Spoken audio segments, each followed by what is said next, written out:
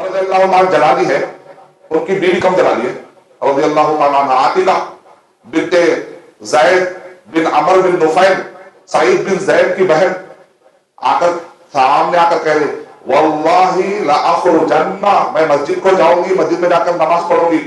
اور جب شادی کا پیغام دیا عمر رضی اللہ تعالیٰ کہہ رہے میں شرط لگاتی ہوں کہ میں شادی اس وقت پر کروں گی جبکہ آپ مجھے مسجد جانے کی اجازت دیں. ایسا شرط لگانا، اس کو عمر رضی اللہ تعالیٰ شرط لگانا شادی کرنے کے لیے. اور سامنے آ کر کہہ رہے جب آ کے اجازت مانگے مسجد جاؤں کیا، تو عمر رضی اللہ تعالیٰ نے چاہ خاموش بیٹھے کیونکہ اب رو بھی نہیں سکتے، اور خاموش بیٹھے. آ کر کہتے ہیں میں ضرور جاؤں گی، اللہ یہ کہ اگر آپ روک دیں تو میں جاؤں گی.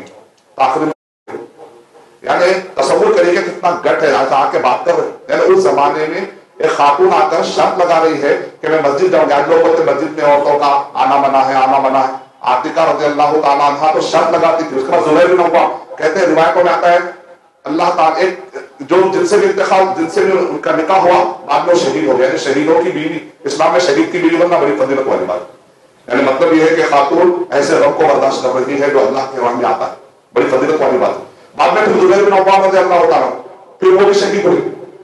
جب بھی یہ شادی کا پیغام آتا تھا کہ مسجد جانے سے نہ روکنا. یعنی مطلب باقاعدہ اس زمانے مسجد کو جانے کا اہتمام ہوا. جائز کی میں بات کر رہا ہوں، عورتوں کے لیے ویسے ضروری نہیں ہے، فرض نہیں ہے، لیکن جائز کی بات. لیکن یہ سب چیزوں کو چھوڑ کر لوگ مسجدوں میں نہیں آنا چاہیے عورتیں، ایسی بات نہیں.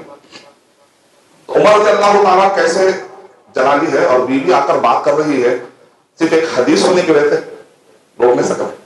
ایسے جلالی انسانوں کو، ایسے بڑے بڑے سخت دل انسانوں کو نرم کس نے کر دیا؟ وہ قرآن و حدیث کے تعلیمات میں.